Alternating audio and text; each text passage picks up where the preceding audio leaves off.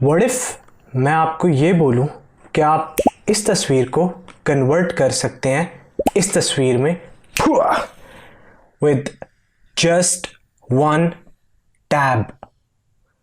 जी हाँ, let's get started.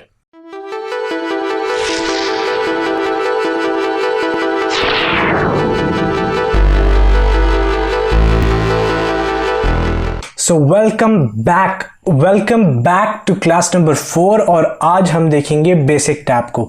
Basic tab दिल है लाइटरूम क्लासिक सीसी का। तो अगर आपने बेसिक टैब को सीख लिया तो अराउंड 30 to 40% आप जो फोटो एडिट करते हैं वो सिर्फ इसी टैब के अंदर करेंगे। एंड इट्स सुपर हैंडी, बहुत मज़े का है एंड इट्स ईजी। लोग इसको ज़्यादा डिफ़िकल्ट समझते हैं बट इट्स नॉट। ठीक है, मैं आपको आज बेसिक से समझाऊंगा और मैंने आखिर में एक अनाउंसमेंट भी करनी है शाउट आउट्स के बारे में, तो उसके लिए वेट करना। और चलिए वीडियो स्टार्ट करते हैं।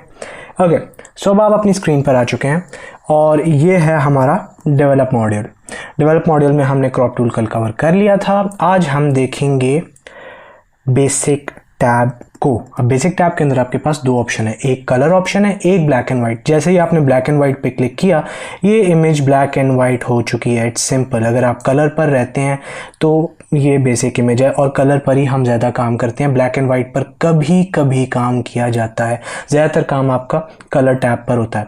अभी पिक्चर को स्टार्ट में प्रोसेस करने से पहले आप ऐसा कीजिए कि यहाँ पर आपको छोटे छोटे पॉइंट्स नज़र आ रहे हैं, आपने इस पर क्लिक किया तो आपको ऊपर एरिया मिल जाएगा। अगर आपने ठीक यहाँ पर आगे क्लिक किया तो यहाँ से भी आपकी इमेज का एरिया बढ़ जाएगा और ठीक यहाँ नीचे आके आपने क्लिक किया तो आपके पास एरिया बढ़ चुका है। अब आपकी पिक्चर ज़्यादा बड़ी है और आप ज़्यादा पॉप आउट हो रही है, आप ज़्यादा अच्छी तरह इस पर काम कर सकते हैं।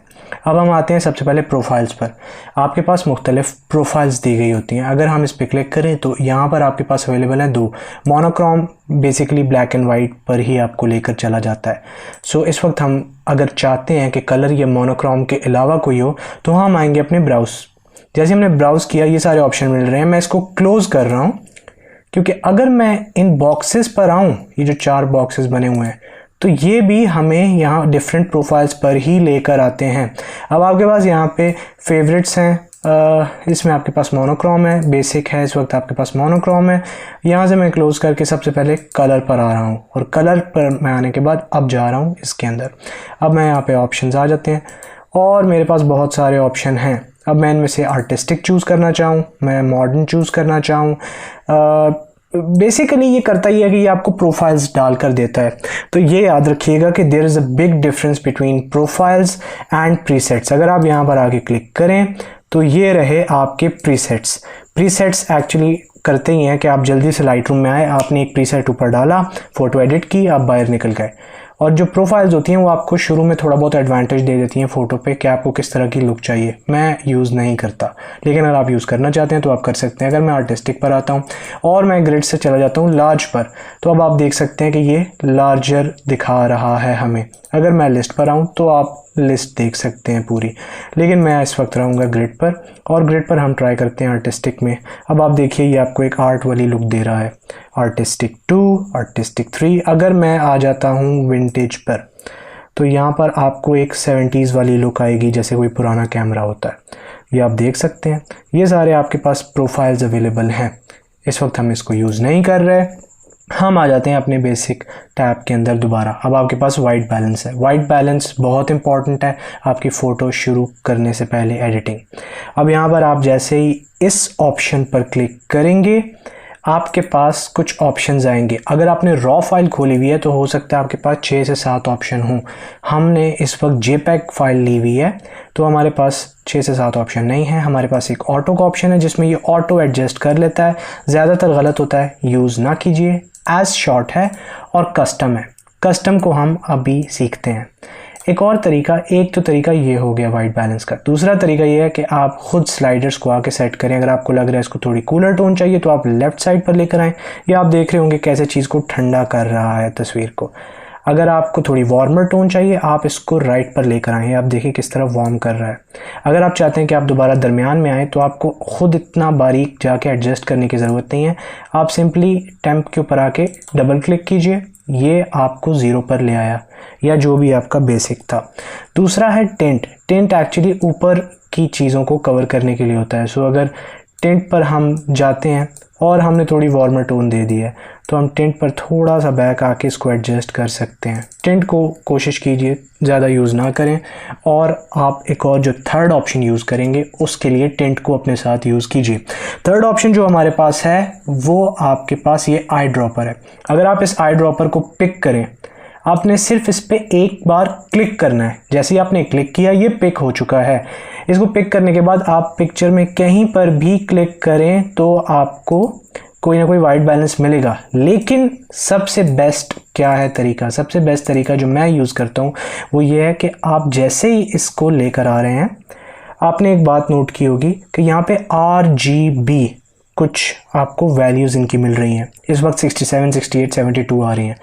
आप इनको अराउंड 75 के आसपास ले आएँ। 75 बिल्कुल हो ऐसा नहीं है मुमकिन, लेकिन 75 के आसपास आप ले आएँ। जिस तरह अभी ये 71, 72, 76 है, तो मैं इस पर क्लिक करता हूँ। जैसे ही मैंने इस पर क्लिक, इसने एक मुझे वाइट बैलेंस दे दिया, यानी इसके मुताबिक ये एक प्रोफाइल बेसिक होनी चाहिए, ना बहुत ज़्यादा वार्म हो ना बहुत ज़्यादा कूल। अब अगर आप चाहें तो इसको थोड़ा बहुत एडजस्ट कर सकते हैं। मैं चाहता हूँ मैं थोड़ा सा इसको वार्मर टोन की तरफ लेकर आऊँ, तो मैं इसको थोड़ा सा बैक कर दूंगा। और टिंट इसने +3 इंक्रीज़ की, मैं उसको नहीं छेड़ता। उसके बाद हमारे पास आ जाता है एक्सपोजर एंड कॉन्ट्रास्ट। अब यहाँ पर आपने ऑटो यूज़ किया अगर, तो आपको ये खुद रिज़ल्ट देगा। और ऑटो के अंदर सिर्फ ये एक्सपोजर को नहीं टच करेगा, ये बाकी सारे ऑप्शंस को ऑटो एडजस्ट करेगा। ये आप यूज़ कर सकते हैं, मैं इसको यूज़ नहीं करता। अब आपके पास एक तरीका तो ये है जो मैंने आपको बताया कि आप डबल टैप करें और आप इन सारे स्लाइडर्स को अपनी जगह लेकर आ सकते हैं। तो अगर आप चाहते हैं कि ये काम जल्दी हो जाए तो आपने क्लिक करना है ऑल्ट पर, अगर आपके पास पीसी विंडोज़ है, और अगर आपके पास एक मैक है तो आपने ऑप्शन पे क्लिक करना है, और फिर ठीक यहाँ पर आपने आके रीसेट पर क्लिक कर देना है। जैसे ही आपने रीसेट पे क्लिक किया, ये सारे के सारे ऑप्शन 0 पर अपनी बेसिक वैल्यूज़ पर आ चुके हैं। सिमिलरली यहाँ पर आके एक एक को सेट करने की ज़रूरत नहीं, आप क्लिक करें ऑल्ट या फिर ऑप्शन की पर और आप प्रेस करें और ये सारे के सारे 0 पर आ चुके हैं। अब हम आते हैं अपने एक्सपोजर की तरफ। एक्सपोजर को मैं ऑटो पर कभी सेट नहीं करता या किसी भी वैल्यू को। अब हम इसको थोड़ा सा पीछे लेकर जाते हैं। कभी कभी आपकी फ़ोटोज़ अंडर एक्सपोज्ड होती हैं, कभी कभी ओवर एक्सपोज्ड। मुझे लग रहा है यहाँ पे मैं शैडो से अच्छा काम ले सकता हूँ और इसको थोड़ा सा एक्सपोज कर देते हैं। कॉन्ट्रास्ट ये करता है कि आपकी फ़ोटो को थोड़ा पंच दे देता है, थोड़े से कलर्स ब्राइट, थोड़े शार्प कर देता है। तो कॉन्ट्रास्ट हम 15 तक रखते हैं, 17, 20 तक ले जाते हैं। हाइलाइट्स का काम ये होता है कि हाइलाइट्स आपकी डिटेल्स पर काम करती हैं। तो अगर आप हाइलाइट्स को ज़्यादा आगे ले जाते हैं तो आपकी डिटेल कम हो जाती है पिक्चर की। यूजुअली हम हाइलाइट्स को हमेशा कम ही रखते हैं, लेकिन किसी मौके पर आप आगे भी लेके जा सकते हैं जहाँ पर ज़रूरत हो। यहाँ पे हम हाइलाइट्स को पीछे ले आए और आप देख सकते हैं किस तरह स्काई की डिटेल आपको मिल रही है। अगर मैं इसको आगे कर दूँ तो वो डिटेल जा रही है, अभी हमें वो डिटेल मिल रही है। शैडोज़ बेसिकली करता ही है कि यहाँ पे आपकी बहुत सारे डार्क स्पेसेस होंगे जहाँ पर आपको प्रॉपर डिटेल नहीं मिल रही होगी, तो आप वो डिटेल हासिल कर सकते हैं। बाय द वे, ये मैं जूम करने के लिए स्पेस बार पे क्लिक कर रहा हूँ एक बार और ये जूम हो रही है, और उसके बाद मैं माउस से ड्रैग कर सकता हूँ। तो शैडोज़ को यूज़ करने के लिए मैं आ जाता हूँ सबसे डार्क जगहों पर। ये वो जगह हैं जो डार्क भी हैं और मैं चाहता हूँ यहाँ पर डिटेल हो। अब मैं शैडो के स्लाइडर को मूव करना शुरू करूँगा जब तक यहाँ पर डिटेल मुझे नहीं मिलती। मुझे अभी अराउंड 100 पर पूरी डिटेल मिल रही है, 93 पर, तो मैं 90 तक यहाँ पे रखूँगा और मुझे यहाँ पे डिटेल मिल चुकी है। ओके, अब हम आते हैं वाइट्स की तरफ। ओके, सो वाइट पर आपके पास ये ऑप्शन है कि आप वाइट्स और ब्लैक्स को ऑटो एडजस्ट भी कर सकते हैं, यानी ऑटो पर कंप्यूटर यानी लाइट रूम उसको एडजस्ट करे। अगर आप चाहते हैं ऑटो तो आपने क्लिक करना है शिफ्ट पर और आपने डबल क्लिक करना है वाइट्स पर। जैसे ही आपने क्लिक किया ये ऑटो इसको इन्हांस कर देगा। अगर आप ब्लैक्स को ऑटो करना चाहते हैं तो आपने फिर शिफ्ट पे क्लिक किया और ब्लैक्स को डबल टैप किया, डबल क्लिक किया माउस से, इसने ये कर दिया। बट मैं ये नहीं चाह रहा, तो मैं डबल टैप दोनों पर करके इनको वापस ला रहा हूँ। और जो सबसे ज़्यादा यूज़ होने वाला तरीका है वो ये है कि आपने alt, if you have Windows, if you have PC and Mac है अगर आपके पास, तो आपने करनी है ऑप्शन की। आपने जैसे ही ऑल्ट पे क्लिक किया, अब आपने स्लाइडर को ड्रैग करना है।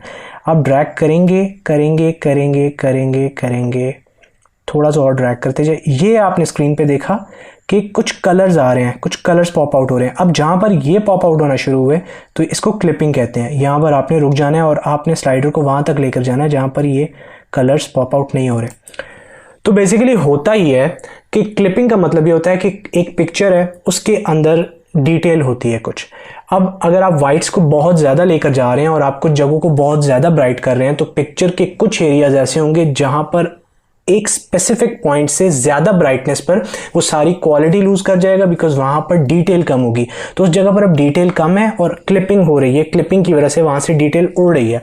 तो आपने जहाँ पर भी वो ऑप्शन नज़र आएगा कि आपके पास दूसरे कलर उस वाइट स्क्रीन पर आना शुरू हो गए हैं, उस जगह पर आपने आके रुक जाना है और आगे मूव नहीं करना। अब अगर हम देखते हैं ब्लैक्स को, तो सिमिलरली ब्लैक्स पर हमने ऑल्ट पे क्लिक किया और इसको हम बैक की तरफ, ज़्यादातर हम इसको लेफ्ट साइड पे ड्रैग करते हैं। ब्लैक्स को हम इसको ड्रैग कर रहे हैं और आपने देखा यहाँ पे स्क्रीन पर कलर्स पॉप आउट होना शुरू हो गए हैं। तो हम थोड़ा सा बैक जाएंगे, थोड़ा सा राइट जाएंगे और ये हमने ये ख़त्म कर दी क्लिपिंग। अब यहाँ तक हमने स्टे करना है, इससे आगे नहीं। अब अगर हम नीचे ऑप्शन आए तो नीचे आ जाती है clarity, dehaze, vibrance and saturation. Clarity पर अगर आप आएँ तो ये आपकी पिक्चर को थोड़ा सा शार्प करती है, थोड़ा सा हार्ड करती है और वो देखने में थोड़ी सी सूदिंग लगती है। अगर आप इसको बैक ले जाएँ तो आप देख सकते हैं कि पिक्चर को कितना सॉफ्ट कर दिया और ये ज़्यादातर प्रेफरेबल नहीं है। आप क्लैरिटी को थोड़ा सा ज़्यादा करेंगे। मैं अराउंड इसको लेकर जा रहा हूँ 15 पर। अब हम आ जाते हैं डीहेज पर। डीहेज को मैं 2 मिनट बाद देखूंगा, उससे पहले मैं आपको लेकर जाना चाहता हूँ वाइब्रेंस और सैचुरेशन पर। तो होता ये है कि वाइब्रेंस और सैचुरेशन में लोग कंफ्यूज हो जाते हैं। वाइब्रेंस और सैचुरेशन थोड़ी बहुत डिफरेंट है अगर आप समझें। वाइब्रेंस करती ये है कि वो जगह पिक्चर की जो कि सैचुरेटेड नहीं है उसको वो सैचुरेट करती है। यहाँ मतलब ये कि जहाँ पर कलर्स बहुत ज़्यादा नहीं है उस जगह पर वाइब्रेंस कलर डालती है, लेकिन जहाँ पर ऑलरेडी सैचुरेशन फुल है, मतलब कलर्स पूरे हैं, कलर्स पॉप आउट हुए हैं, उस जगह पर वाइब्रेशन उस पॉइंट से आगे उन कलर्स को पॉप आउट नहीं करती। जबकि सैचुरेशन ये करती है कि अगर पिक्चर के किसी एरिया में सैचुरेशन बहुत ज़्यादा भी है उस एक स्पेसिफिक पॉइंट पर कलर्स प्रॉपर हैं, अगर आप सैचुरेशन को मूव करेंगे वो फिर भी उन कलर्स को और ज़्यादा सैचुरेट करेगी, जबकि वाइब्रेंस सिर्फ उतना सैचुरेट करेगी जहाँ तक उसकी सैचुरेशन पॉइंट मैक्सिमम नहीं है। मुझे उम्मीद है यहाँ तक आपको समझ आ गई होगी। अब मैं वाइब्रेंस को थोड़ा सा आगे लेकर जाता हूँ। ये याद रखने की ज़रूरत है कि जो लोग नए नए फोटोग्राफी में आते हैं वो स्लाइडर को पूरा आगे घुमा देते हैं और सैचुरेशन को भी पूरा आगे घुमा देते हैं और उनको लगता है कि ये फ़ोटो बहुत अच्छी लग रही है, बट नहीं, ये ट्रैश है फोटोग्राफी में। आपने ऐसे नहीं करना। आपने इसको इतना लेकर जाना है कि ये रियलिस्टिक ज़रूर लगे पिक्चर, थोड़ी सी कलरफुल लगे लेकिन रियलिस्टिक लगे। इस पिक्चर को हम अराउंड 25 तक वाइब्रेंस लेके जा रहे हैं और सैचुरेशन हम इसकी लेके जा रहे हैं वो भी अराउंड 25 तक, जो कि थोड़ा बहुत ज़्यादा है but still it's fine because picture अच्छी लग रही है। अब जो डी हेज़ है वो एक्चुअली करता ही है कि आपकी बहुत सारी तस्वीरें होती हैं जहाँ पर थोड़ी बहुत हेज़ आई होती है और जिसकी वजह से उस पिक्चर की डिटेल्स आपके पास नहीं आ रही होती और वो वैसे होती बहुत अच्छी है तस्वीर, लेकिन आप देखते हैं, आप कहते हैं यार ये अपलोड करने का फ़ायदा नहीं है, अच्छी नहीं लग रही। लेकिन जब आप डी हेज़ उस पर अप्लाई करते हैं तो आपको पता चलता है कि यार वो फ़ोटो तो अमेजिंग है। और इस डी हेज़ को एक्सप्लेन करूँगा मैं अपनी एक पिक्चर से। तो अगर मैं इस वक्त यहाँ पर आऊँ और मैं अपनी ओपन करता हूँ ये वाली पिक्चर, तो ये पिक्चर जब मैंने पहली बार देखी थी अराउंड 3 साल पहले मैंने ली थी, तो मैं इस पिक्चर को मैंने अपलोड करने का सोचा भी नहीं। लेकिन जब मैंने डी हेज़ स्लाइडर लगाया तो आप ज़रा चेंज देखिएगा, क्योंकि यहाँ पर आप नोट कर रहे हो कि बहुत हेज़ सी है और बहुत ब्लर सा है, बैकग्राउंड क्लियर नहीं है, डिटेल्स नहीं है। अगर मैं इस पर डी हेज़ डालता हूँ और डी हेज़ को थोड़ा आगे करता हूँ, अब देखिए डिटेल्स, ये पिक्चर की डिटेल्स हैं। और अगर मैं डी हेज़ को 0 करता हूँ तो ये आप देख सकते हैं कि किस तरह की डिटेल हैं। तो अगर मैं इसको ज़्यादा करता हूँ तो सारी डिटेल वापस आ गई, जितना हेज़ था इसने ख़त्म कर दिया। और किसी आर्टिस्टिक पॉइंट ऑफ व्यू से शायद आप इस डी हेज़ को कम करना चाहते हो, आप चाहते हो कि यार ये थोड़ी बहुत हेज़ आए इस पिक्चर में, आई डोंट नो वाई, लेकिन कभी कभी इंसान कर सकता है। तो आपके पास यहाँ पर ये ऑप्शन है। दूसरा, आपको यहाँ पर डायरेक्ट डबल क्लिक करने की ज़रूरत नहीं है 0 पर लेकर जाने की, आप सिंपली इस पॉइंट पर भी डबल क्लिक कीजिए तो पिक्चर पर आप वापस 0 पॉइंट पर आ जाएंगे। और यहाँ पर हमारा बेसिक टैब पूरा हो चुका है। मुझे उम्मीद है आपने कुछ नया सीखा होगा। और अगर आपने कुछ नया सीखा है तो थम्स अप ज़रूर दीजिएगा। अगर आपको इस वीडियो से कुछ भी हेल्पफुल सीखने को मिला तो सब्सक्राइब का बटन ज़रूर क्लिक कीजिए। मुझे उम्मीद है आप इस वक्त, जी हाँ, आप इस वक्त इस वीडियो को कहीं ना कहीं शेयर कर रहे हैं अपने दोस्तों के बीच में और उनको बता रहे हैं कि यार आओ, लाइटरूम क्लासिक सीसी का full course free of cost आ चुका है। और जो मैंने अनाउंसमेंट करनी थी वो अनाउंसमेंट ये है कि मैं सोच रहा हूँ कि इस चैनल पे हमें एक शाउट आउट वाला सिस्टम शुरू करना चाहिए, जिसमें रोज़ हर वीडियो पर एक बंदे को शाउट आउट उसके इंस्टाग्राम पर मिले। और इसका ये फ़ायदा होगा कि जब ये चैनल होपफुली ग्रो करता है और कुछ ऑडियंस गेन कर लेता है तो उस बंदे को उस टाइम भी फ़ायदा होगा जब तक वो वीडियो रहेगी। आपका क्या ख्याल है इस बारे में, मैं नीचे कमेंट सेक्शन में जानना चाहूँगा। मुझे ज़रूर बताइएगा क्या ये शाउट आउट शुरू करना चाहिए। मैं अभी फॉलोअर्स कम है तो हर एक के कमेंट्स पढ़ता हूँ। अगर ज़्यादातर लोगों ने कहा हाँ कीजिए शुरू तो हम ये काम भी शुरू कर देंगे, जिससे डायरेक्टली आपको फ़ायदा होगा। तो मेरे ख्याल से यहाँ तक इतना ही। अपना ख्याल रखिएगा। नेक्स्ट वीडियो में मुलाकात होगी जहाँ पर हम एक बहुत इंपॉर्टेंट टूल लाइटरूम का सीखेंगे। अभी तक के लिए इतना ही। अपना ख्याल रखिएगा। पीस।